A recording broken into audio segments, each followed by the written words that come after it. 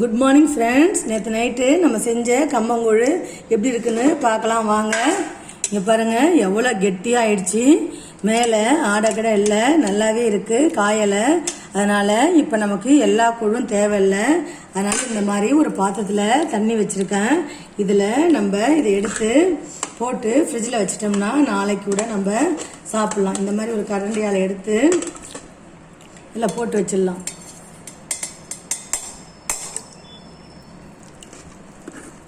நம்ம கையாலேயே உருட்டலாம். கையால் உருட்டினா நல்லா கெட்டியாகவே இருக்கும்.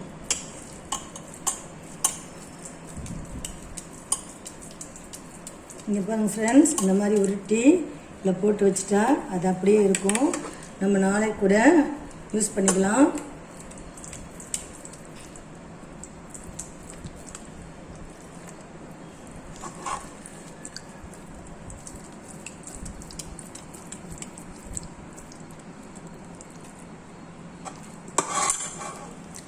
இப்போ எனக்கு இவ்வளோ கூழும் இன்றைக்கி தேவைப்படலை.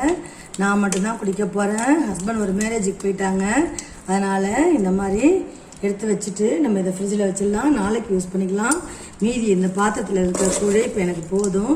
இங்கே பாருங்கள் ஃப்ரெண்ட்ஸ், அடிக்கடி எதுவுமே பிடிக்கலை, ரொம்ப சூப்பராக வந்திருக்கு. அதனால் நம்ம இந்த பாத்திரத்தில் இந்த மாதிரி ஒரு அரை கப் தயிர் சேர்த்துக்கலாம். அதுக்கப்புறம் பச்சை மிளகாய் அரிஞ்சு வச்சுருக்கிறேன் சின்ன சின்னதாக. உங்களுக்கு பச்சை மிளகாய் வேணான்னா நீங்கள் ஸ்கிப் பண்ணிவிடுங்க. அப்புறம் மாங்காய், சின்ன வெங்காயம் பொடி பொடியாக நறுக்கி வச்சுருக்கேன். இது எல்லாத்தையும் போட்டு நமக்கு தேவையான அளவு தண்ணி ஊற்றி நம்ம கரைச்சிக்கலாம். உங்களுக்கு டேஸ்ட் பார்த்துட்டு உப்பை பத்தலைன்னா நீங்கள் கொஞ்சம் சால்ட் போட்டுக்கோங்க.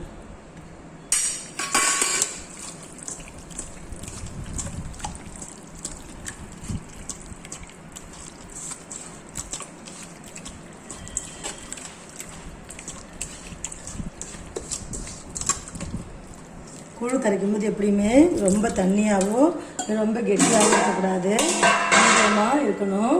அப்போ தான் நல்லாயிருக்கும்.